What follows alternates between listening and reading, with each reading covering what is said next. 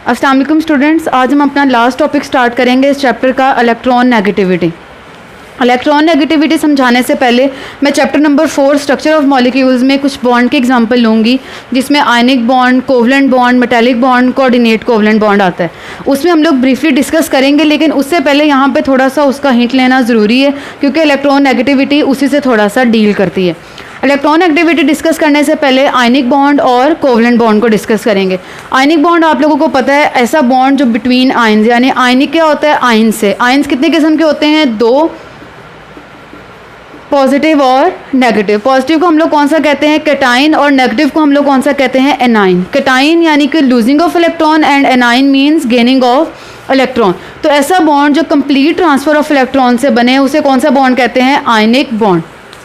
Example लेते हैं हम लोग Na और Cl की, जैसे लास्ट टाइम हम लोगों ने ली थी। सोडियम के ऊपर पॉजिटिव चार्ज और क्लोरीन के ऊपर नेगेटिव। सोडियम एक इलेक्ट्रॉन को लूज करता है, तो क्लोरीन वही एक इलेक्ट्रॉन गेन कर लेता है। सोडियम के एग्जांपल हम लोगों ने पढ़ी थी किसमें? आयनाइजेशन एनर्जी में, जिसमें 496 किलो जॉल एनर्जी रिक्वायर होती है टू लूज सोडियम 1 इलेक्ट्रॉन। उसके बाद हम लोगों ने इलेक्ट्रॉन अफिनिटी पढ़ी, जिसमें हम लोगों ने फ्लोरीन के एग्जाम्पल लिया। आप लोग क्लोरीन की भी ले सकते हैं, सिर्फ ये आप लोगों को डेल्टा एच का पता होना चाहिए। लेकिन अगर जो बुक में आप लोगों का एग्जाम्पल है आप लोग अच्छा वही लिखें तो वही ज़्यादा बेहतर होती है। लेकिन हम लोग ये देखते हैं पॉजिटिव और नेगेटिव के दरमियान जो बॉन्ड बनेगा उसे हम लोग क्या कहेंगे? Ionic bond. अब मैं नेक्स्ट एग्जांपल लेती हूँ कोवलेंट बॉन्ड की। कोवलेंट बॉन्ड की जो डेफिनेशन आती है,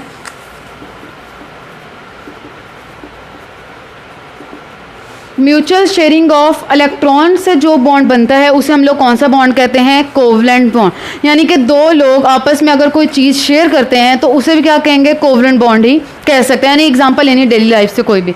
अब अगर मैं एग्जांपल लेती हूँ तो हम लोग ये देखते हैं, जैसे मैंने यहाँ पे मेंशन किया हुआ है वाटर की, ठीक है। वाटर में हम लोग ये देखते हैं ऑक्सीजन का आप लोगों को पता है 6 होते हैं, 2 लोन पेयर और 2 अनपेयर ऑफ इलेक्ट्रॉन्स। अब हम लोग ये देखेंगे, इसमें हम लोग 2 रूल्स के बारे में बात करेंगे। एक होता है डुप्लेट रूल और एक होता है ऑक्टेट रूल। डुप्लेट रूल का मतलब है attaining of 2 electron is known as duplet rule, and octet rule में हम लोग बात करते हैं attaining of 8 electron is known as octet rule. तो यहाँ पे हम लोग देखेंगे ऑक्सीजन को, हम लोगों ने लास्ट में बात की फ्लोरीन, क्लोरीन, ब्रोमीन और आयोडीन में, तो उसमें हम लोगों ने यही देखा था कि अगर एक इलेक्ट्रॉन मिल जाए क्लोरीन को तो वो क्या हो जाएगा? ऑक्टेट उसका कंप्लीट और वो स्टेबल हो जाएगा। तो हम लोग यहाँ पे देखते हैं अगर ऑक्सीजन को 2 इलेक्ट्रॉन मिल जाएं तो ये भी क्या हो जाएगा? इसका ऑक्टेट कंप्लीट हो जाएगा। तो उसे यहाँ पे नज़र आ रहा है हाइड्रोजन के वैलेंस शेल में एक इलेक्ट्रॉन है, तो वो दोनों इसको क्या कर देंगे? डोनेट कर देंगे। तो इनके ऊपर कौन सा साइन आ गया? पॉजिटिव। और ऑक्सीजन के ऊपर कौन सा आ गया? नेगेटिव, क्योंकि इसने वो 2 इलेक्ट्रॉन्स गेन कर लिए। अब ये क्या हो गया हमारे पास? इसका 8 इलेक्ट्रॉन कंप्लीट हो गए, तो ये ऑक्टेट कंप्लीट। लेकिन हम लोग बात कर रहे हैं म्यूचुअल शेयरिंग की, लेकिन यहाँ पे अभी एक पार्टी को फ़ायदा पहुंचे। अब हम लोग ये देखेंगे हाइड्रोजन अपने डुप्लेट रूल कंप्लीट करने की कोशिश करेगा, यानी अटेनिंग ऑफ 2 इलेक्ट्रॉन। तो ये क्या करेगा? इसके साथ बॉन्ड बना लेगा और ये इसके साथ, तो इसका डुप्लेट रूल कंप्लीट हो गया और ऑक्सीजन का ऑक्टेट रूल कंप्लीट हो गया। तो ये इन दोनों ने क्या की? म्यूचुअल शेयरिंग की। तो इस नतीजे में जो बॉन्ड बनता है उसे हम लोग कौन सा बॉन्ड कहते हैं? Covalent bond. अब कोवलेंट बॉन्ड में हम 2 टाइप्स की बात करते हैं, एक होती है पोलर और एक होती है non polar. Polar covalent bond उनके दरमियान बनता है जो different type of atoms involve, like in water, ठीक है। ये हमारे पास हो गया नॉन पोलर। इसके अलावा HCl की एग्जाम्पल ले सकते हैं, HF, HBr, ये सारे क्या हो गए हमारे पास? पोलर कोवलेंट बॉन्ड हो गए। और नॉन पोलर वो होते हैं जिसमें same type of atoms involve, like H2, F2, Cl2, Br2। ये सिमिलर टाइप ऑफ जो एटम्स होंगे उन्हें हम लोग क्या कहेंगे? नॉन पोलर, क्लोरीन और ब्रोमीन, ठीक है। तो ये हमारे पास क्या हो गया? अब ये क्या होगा? H, H, F, F। तो इस टाइप ऑफ बॉन्ड को हम लोग क्या कहेंगे? नॉन पोलर, और इन्हें हम लोग क्या कहेंगे? Polar covalent bond. इसके अलावा मैंने एक और एग्जांपल ली हुई है, यहाँ पे है हाइड्रोजन और क्लोराइड के दरमियान। तो हम लोग ये देखते हैं क्लोरीन किस फैमिली से? ग्रुप नंबर 7 से, यानी कि हेलोजन से। इसके पास होते हैं 7 इलेक्ट्रॉन्स, ठीक है। तो ये हमारे पास 1, 2, 3, 4, 5, 6 और 7। अगर एक और मिल जाए तो क्या हो जाएगा? ऑक्टेट रूल कंप्लीट हो जाएगा। तो ये क्या करेगा? हाइड्रोजन से वो एक इलेक्ट्रॉन को गेन करेगा, यानी हाइड्रोजन उसको डोनेट करेगा। तो इसमें हम लोग एक चीज़ बात करेंगे, पॉजिटिव नेगेटिव तो आएगा ही, लेकिन इसके अलावा पार्शियल पॉजिटिव या पार्शियल नेगेटिव आएगा। उसका मतलब ये है कि जो नेगेटिव वाला होगा वो थोड़ा सा अपनी तरफ इलेक्ट्रॉन पेयर को ज़्यादा अट्रैक्ट करेगा एज कम्पेयर टू पॉजिटिव। इसके ऊपर पार्शियल नेगेटिव इस तरह करके पार्शियल नेगेटिव आ जाएगा और उसके ऊपर क्या आ जाएगा, पार्शियल पॉजिटिव। तो पार्शियल नेगेटिव और पार्शियल पॉजिटिव के बारे में हम लोग किसमें बात करते हैं, इलेक्ट्रॉन नेगेटिविटी, यानी ऐसी हम लोग इसमें बात करते हैं ऐसी टेंडेंसी जिसमें एक एटम अपनी तरफ ज़्यादा अट्रैक्ट करे शेयर्ड पेयर ऑफ इलेक्ट्रॉन को, उसे हम लोग क्या कहते हैं, इलेक्ट्रॉन नेगेटिविटी। उसके ऊपर पार्शियल नेगेटिव आ जाएगा, दूसरे के ऊपर पार्शियल पॉजिटिव। इसके बाद हम लोग अपने ट्रेंड्स की बात करते हैं पीरियड में और ग्रुप में। पीरियड में हम लोग बात करेंगे कि इलेक्ट्रॉन नेगेटिविटी इंक्रीज़ होती है, ये आप लोगों की बुक पे एग्जांपल दी हुई है। सेकंड पीरियड से lithium, beryllium, boron, carbon, nitrogen, oxygen and fluorine, तो इनकी इलेक्ट्रॉन नेगेटिविटी सारी मैंने मेंशन की हुई है, ऐसे ही आप लोगों की बुक के ऊपर भी उन्होंने मेंशन की हुई है। तो इसकी रीज़न क्या है, atomic radius decrease, atomic size collapse या रिड्यूस। एटॉमिक रेडियस जितना कम होगा एटॉमिक साइज ने उतना ही कोलैप्स यानी कि रिड्यूस होते जाना है। तो न्यूक्लियस क्या करेगा, अट्रैक्ट करेगा शेयर पेयर ऑफ इलेक्ट्रॉन को ज़्यादा, यानी कि nucleus attract more share pair of electron towards itself, like in hydrogen and fluoride की एग्जांपल हम लोग उससे डिस्कस करने से पहले मैं एग्जांपल ले लेती हूँ यहाँ से लिथियम की और फ्लोरीन की। ठीक है, लिथियम में हम लोग बात करते हैं कि क्या है जी, इसका एटॉमिक नंबर आपको पता है Z = 3, यानी कि 3 पॉजिटिव चार्ज होंगे और 3 नेगेटिव।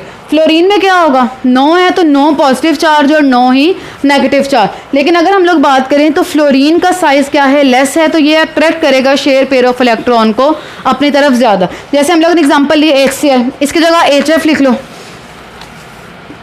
HBr लिख लें, 1 2 3 4 5 6 7 और ये हो गया, ये क्या करेगा, अट्रैक्ट कर लेगा। तो इसके ऊपर क्या आ जाएगा, पार्शियल नेगेटिव और इसके ऊपर पार्शियल पॉजिटिव। इसके अलावा आप ब्रोमीन को डाल लें, हाइड्रोजन ब्रोमाइड यानी HBr ले लें, तो ये क्या करेगा, फ्लोरीन के ऊपर इलेक्ट्रॉन नेगेटिव पार्शियल नेगेटिव आ जाएगा। क्यों, क्योंकि उसका साइज़ कम है तो वो ज़्यादा क्या करेगा, उनको अट्रैक्ट करना शुरू कर देगा। तो इसके ऊपर पार्शियल नेगेटिव और इसके ऊपर पार्शियल पॉजिटिव। इसके बाद हम चलते हैं अपने ग्रुप की तरफ। तो ग्रुप में हमारे पास एटॉमिक ये इलेक्ट्रॉन नेगेटिविटी डिक्रीज होती है, यही आप लोग बुक पे एग्जांपल दिए, फ्लोरीन, क्लोरीन, ब्रोमीन और आयोडीन। तो आप लोगों ने ये देखना है down the group electron negativity इसलिए डिक्रीज होती है क्योंकि हम लोग ये बात करते हैं atomic size down the group increase करता है।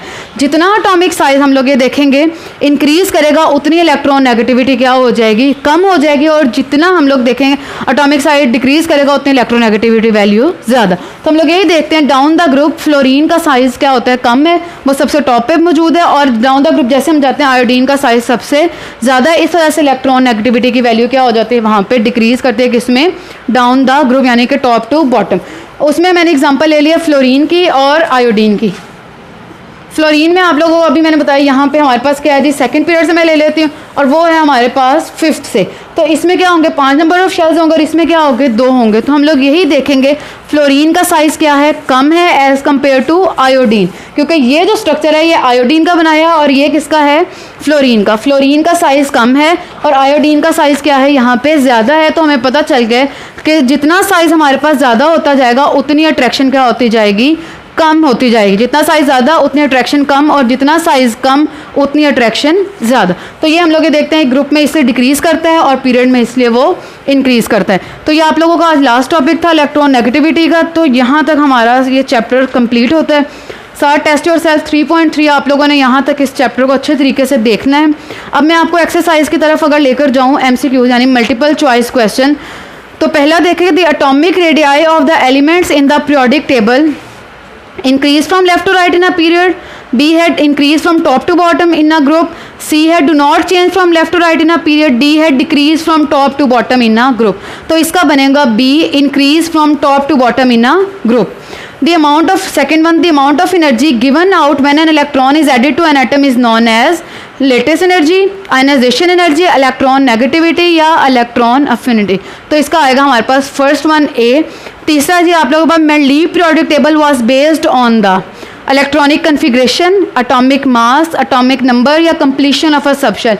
इसका बनेगा B atomic mass. Fourth, long form of periodic table is constructed on the basis of Mendeleev postulate, atomic number, atomic mass या मास नंबर। इसका B। Fifth one, fourth and fifth period of the long form of periodic tables are known as short period, normal period, long period और very long. तो इसका आप लोगों के पास C option होगा, long periods. Which one of the following halogen have lowest electron negativity. तो अभी ये तो हम लोगों ने भी बात की, किसमें है, सबसे कम आयोडीन में ही है और सबसे ज़्यादा किसमें है, फ्लोरीन में। Fluorine 4.0 and iodine 2.7। तो ये क्या होगा, आयोडीन होगा, यानी कि D. Seventh one, along the period which one of the following decreases? Atomic radius, ionization energy, electron affinity या electron negativity। तो ये बेटा होगा ए, यानी कि atomic radius। Eighth one, transition elements are, ये बहुत इंपॉर्टेंट है, एट्थ वाला एमसीक्यूज ये बहुत दफ़ा बोर्ड में आ भी चुका है। Transition elements are all gases, all metals, all non metals या ऑल मेटलॉइड। मेटलॉइड्स होता है in between metals and non metals. तो ये हमारे पास बनेगा B, all metals. Ninth one, mark the incorrect statement about the ionisation energy. A, it is measured in kilojoule per mole. It is absorption of energy. It is decrease in a period. It decreases in a group. तो ये बनेगा C, it decreases in a period. Tenth one, point out the incorrect statement about electron affinity. It is measured in kilojoule per mole. It involves release of energy. It decreases in a period या it decreases in a group. तो ये आप लोगों का होगा सी वाला option. इस तरह आप लोगों के ऑब्जेक्टिव भी क्लियर हो गए हैं और सारा चैप्टर भी हमारा एंड हो गया है। आप लोगों ने टेस्ट योर सेल्फ अच्छे तरीके से करने हैं और इसमें जितनी भी इंटरेस्टिंग इन्फॉर्मेशन होंगी उनमें से एमसीक्यूज बनते हैं कि ये साइंटिस्ट की बर्थ क्या है, नोबल गैसेज कैसे हैं, ये चीज़ें। और आप लोगों ने शॉर्ट और लॉन्ग क्वेश्चन इसके देख लेने हैं। आप लोगों का ये चैप्टर कंप्लीट हुआ। इंशाल्लाह हम चैप्टर नंबर 4 को स्टार्ट करेंगे। अल्लाह हाफिज़।